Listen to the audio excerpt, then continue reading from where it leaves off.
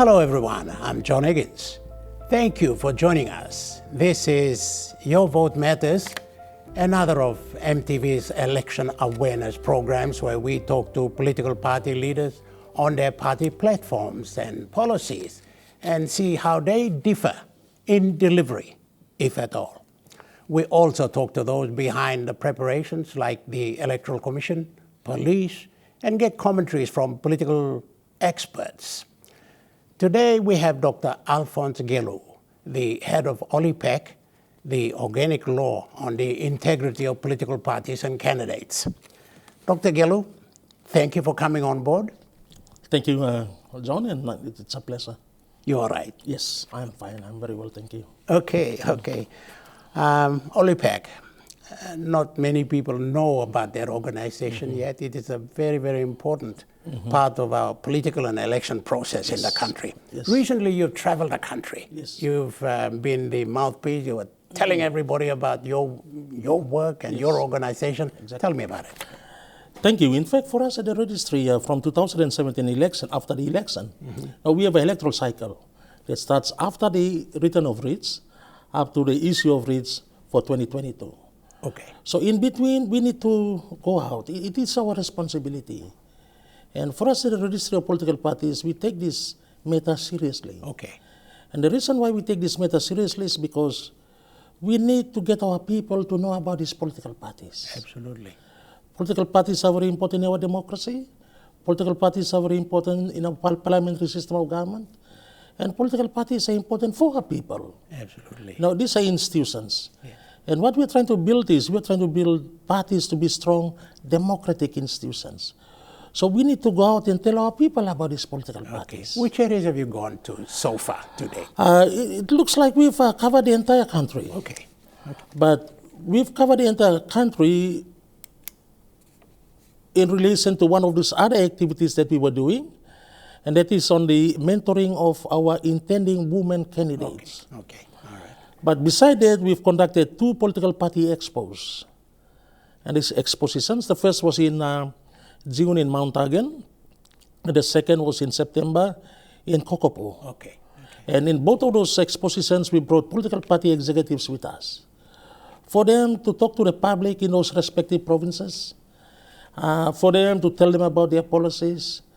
For interested intending candidates, that's an opportunity where they can go and talk to these political parties. As well. I want to touch on the female candidate a little later on in the show, but Yes. You're talking to the people. What are some of the points they raise, the main points that they want to know and that they are unsure of?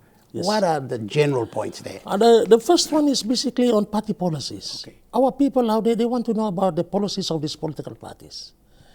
Because the policies basically would allow them when they go to make their preferences. That's right. Or mark their preferences during the actual voting. So that is a concern that wherever we travel throughout Papua New Guinea, that is the concern that we always get from our people. All right. So that does imply that political parties are not doing their part to tell them about who they are, what they stand for, and how they can deliver better than the other parties. Exactly. And that is one of those biggest challenges that all of our political parties in Papua New Guinea face. Yeah. And for us at the registry, we've tried our very best to continuously encourage our political parties. And we have so many political parties right now. And we have so many political parties. 48, in 50? fact, in this election, this will be a record number of political parties contested. Wow. The official number now is 49. 49. 49 political parties will contest. These are the ones that are registered. These are the ones that are registered. But those that have come up and could not be registered, the number is also big. The number is also big. So there are the groups going around, and they're poaching on those intending candidates, telling them that they are registered political parties, which they are not. Wow. So I think one of the messages that I've got out to our people is, if a group approach you to give them 5,000 kina to become a member, you must call our office first. Yes. Call the registry of political parties to confirm whether that particular group is a registered political party or not. Yes. But, there are groups doing this now. Oh, well, it's an election crime? It's a political crime? It is against the law. Wow. It's a criminal act. In fact, groups that do this will, they'll be arrested. Okay. They'll be prosecuted. All right. What are some of the other things that the people want to know from you from OLIPAC. Besides that, one of those other things is to see how effective that party is. Okay. And this is very, very important. That you're going to an election, you want to support a party that is effective, a party that will make a difference, a party that will bring about changes, development to our country. Yes. They're not going to vote for a party that is a one-man party, a party that is not visible, a party that is not serious. In fact, out of the 49, the majority of them are parties that will not make an impact in our elections. Okay. Some of them are one-man parties. They are one-man party, in fact, in the governance of our country. Wow. They will not. So this has been a challenge for us at the registry. That we've been working closely with them, we've been trying to talk to them about the impact they should be making, the exposure to the people. Because one of the things that we are trying to do now is to strengthen the relationship between the voters, the parties, and the parties basically act like a bridge between the voters and the government. Right, right. But that bridge in Papua New Guinea is still not wide open. widely constructed. Yeah. I would say that. Yeah. So we are still trying to put the pieces together. And that is the challenge that for us at the registry we are working on. Wow. All right, let's get on to the ladies. I think they want to make a statement now, and I think their call, their push is a little bit stronger now than it ever has been since independence. Yes. So what's the feeling out there? Thank you. For us at the registry, the reason why we are into this program is for us to promote our democracy. And that is what we do. Our office is responsible for managing political parties. But in looking at political parties as groups or as organizations, we need to make them become more democratic. Right. And one of the aspects of making parties become more democratic is to make them become inclusive organizations. Right. Inclusive meaning they have to take both citizens, citizens of this country. And citizens of this country is defined by law. It's both men and women. Yeah. They are all both citizens. We don't want to make political parties only become a gentleman's club. It has to be for both men and women. Yes. So also based on our experiences from past or previous elections, where women usually find it very difficult to be endorsed by political parties. Yes.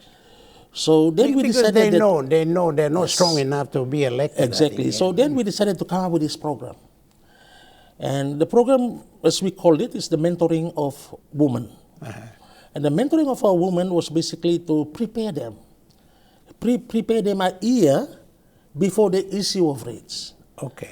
In past experiences, women usually come a At few the months spur of before the moment, yes. kind of thing. And it basically works against them. Yes. You have to be visible. Yes. Your community, they have to know you. Yes. It's something Dame Josephine Abaita said in this program earlier on.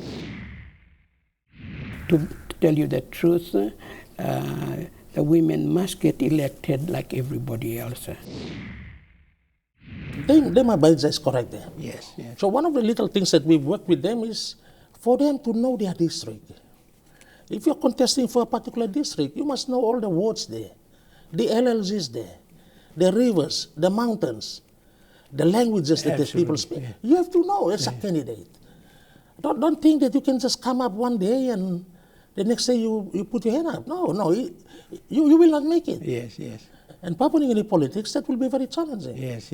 So the mentoring basically is to get our women prepared early. And at the same time to get political parties also on board. And that is what we've also done. So a good number of these women have been endorsed by political parties.